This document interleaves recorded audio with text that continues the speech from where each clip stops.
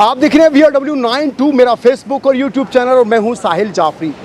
यूनान में काफ़ी दिनों से खबर गर्दिश कर रही है, वो है खबर एमिग्रेशन के हवाले से। यूनान गवर्नमेंट आने वाले वक्त में भी कोई एमिग्रेशन का लॉ नहीं ला रही।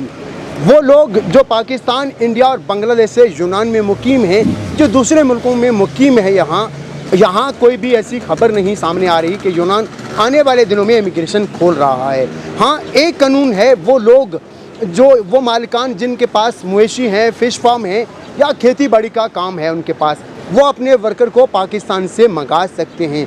वो लोग जो पाकिस्तान से कॉन्ट्रैक्ट पर यहाँ आएंगे, वो 9 महीने यहाँ काम करेंगे और 3 महीने वो अपने मुल्क में रहेंगे, मगर यहाँ आकर वो पेपर अप्लाई नहीं कर सकते, यहाँ आकर वो रह नहीं सकते, क्योंकि यूनान के ऊपर पहले ही जो फॉरेनर का बहुत ज़्यादा जो है वो बोझ है। यूनान गवर्नमेंट का कहना यह है कि हम ये बोझ और बर्दाश्त नहीं कर सकते।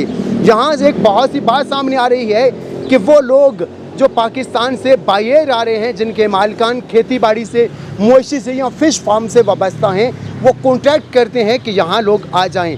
इस टोटली प्रोसीजर का खर्चा है 7 से 800 यूरो। लेकिन यहाँ तक आने के लिए बहुत से लोग जो हैं, पाकिस्तानी, इंडियन और बांग्लादेशी बहुत से लोग जो हैं, अपने हमवतनों का फ़ायदा उठा रहे हैं। Sahil Jafri, voice of world news, Athens, Greece.